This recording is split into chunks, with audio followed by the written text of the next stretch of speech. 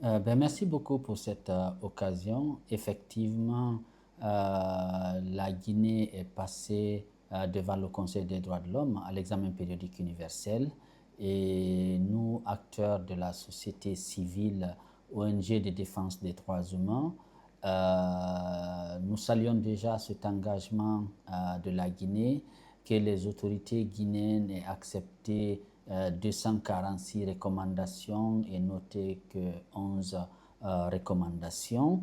Vous savez, quand nous faisons le plaidoyer, nous cherchons toujours à obtenir 100%. Donc pour le moment, nous nous félicitons, satisfaisons vraiment avec déjà cette proposition de 246 recommandations acceptées par la Guinée et nous espérons vraiment que les autorités, en plus de cette acceptation, mettront tout en œuvre, surtout pour la mise en œuvre de ces recommandations. Ce qui a beaucoup évolué et changé par rapport au passé, il faut l'avouer. Nous remercions le ministère de la Justice et la Direction nationale des droits de l'homme qui a associé effectivement les acteurs impliqués dans ce processus, dont nous, organisation de défense des droits humains. Non seulement ils nous avaient consultés lors de l'élaboration de leur rapport national, mais aussi pour la séance de validation de l'acceptation de ces recommandations. Nous avons été conviés pendant 2 jours aussi, nous avons travaillé et le gouvernement a suivi les recommandations de ce comité qui avait travaillé pour l'acceptation de ces recommandations. Donc globalement, nous sommes satisfaits que la Guinée ait accepté le maximum de recommandations, même si évidemment pour nous Amnesty, même si ce n'était pas la volonté de tous, mais en tout cas pour nous accepter Amnesty, nous aurions souhaité que toutes les recommandations, les 257, soient acceptées par la Guinée.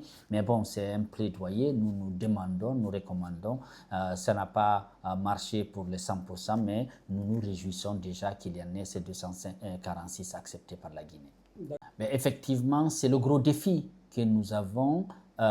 Déjà en 2020, à la sortie de cet examen lors du troisième cycle, la Guinée avait accepté aussi beaucoup de recommandations, il me semble 210 recommandations, et avait noté certains, mais le bilan à terme était un peu mitigé parce que la Guinée s'était engagée, par exemple, à ratifier plusieurs protocoles additionnels à des conventions ou traités. Malheureusement, par exemple, aucune ratification n'a été effective. Et donc, cette fois, nous espérons vraiment, nous appelons de nos voeux les autorités guinéennes pour l'image de la Guinée, pour les populations guinéennes, de tout mettre en œuvre pour en tout cas que des recommandations issues de ce quatrième cycle soient véritablement mises en œuvre par les autorités guinéennes. Les partenaires que nous sommes à l'État, nous sommes prêts à accompagner les autorités à tous les niveaux pour la mise en œuvre de ces recommandations, surtout pour la réalisation de ces droits qui évidemment portera sur le bien-être de nos populations guinéennes. Bon, vous savez, les questions des droits humains, c'est toujours complexe. Il ne s'agit pas de répondre par un oui ou par non, positif ou pas. Il y a énormément de manquements, il y a beaucoup de défis, mais globalement, ce que nous disons, nous regrettons vraiment et nous appelons les autorités guinéennes, par exemple, à revenir sur cette décision d'interdire toutes les manifestations en Guinée, cette décision qui a été prise en mai 2022. Il y a cette décision de suspendre ou de retirer les licences des médias, ok, et donc la liberté de la presse de la respecter. Et il y a ces arrestations arbitraires malheureusement qui continuent dans le pays avec les cas de disparition forcée. Donc ça, c'est vraiment le côté noir, on va dire, de la situation des droits de l'homme, même si nous avons salué évidemment les avancées, par exemple, le fait qu'il y ait eu ce procès des événements du 28 septembre avec la condamnation de ces personnes. Évidemment, aujourd'hui, nous demandons les autorités guinéennes surtout à Monsieur le Président de la République de revenir sur cette décision de gracier Monsieur le Président Dadis parce que le processus n'est pas allé jusqu'au bout et surtout pour se conformer au droit international. Et donc, de ce côté, nous félicitons, nous remercions les autorités guinéennes pour avoir tenu ce procès, même s'il y a eu cette partie qui manque évidemment sur les questions de réparation et d'indemnisation des victimes. Et puis, donc, sur les libertés, l'espace civique globalement, les libertés fondamentales, évidemment, il y a de gros défis pour la Guinée et nous espérons avec l'adoption de d'une nouvelle constitution et surtout en prélude des élections présidentielles qui vont venir, nous espérons que les autorités guinéennes vont ouvrir cet espace civique et permettre aux citoyens de pouvoir s'exprimer librement. Vous savez, bon, on peut dire qu'il y a des risques et tout, mais ce n'est pas que lié aux questions électorales. C'est pour cela que nous demandons aux autorités guinéennes d'ouvrir cet espace civique parce qu'un parti politique qui doit faire campagne, et donc on doit l'autoriser à organiser des manifestations pacifiques, donc mener campagne. Donc ça fait partie de ce que nous appelons dans notre jargon les réunions pacifiques. Donc cela doit être autorisé. Aujourd'hui, si la Guinée, les autorités ne lèvent pas cette interdiction, évidemment, ça créera problème.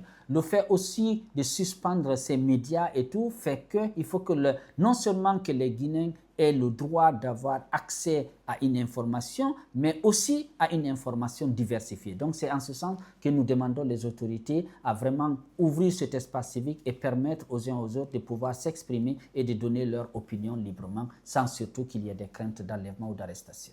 Mais écoutez, vous savez, la Guinée, nous sommes champions, ce n'est pas les textes en tant que tels qui posent vraiment problème dans notre pays. C'est dans la mise en œuvre, le respect de ces règles. Quand vous prenez la charte de la transition qui était valable jusque-là, elle était bien, on ne se plaignait pas de cette charte, mais c'est dans le respect de ces textes qui pose problème. Donc, nous espérons pour une fois que la Guinée, les autorités guinéennes ont proposé un texte au peuple de Guinée. Les citoyens se sont exprimés et donc un texte, une constitution a été adoptée. Nous espérons que les autorités, l'exécutif, mais aussi l'OCNT, tout le monde va s'impliquer pour le respect de ce qui est dans notre constitution. C'est le premier, c'est le principal texte qui va régir,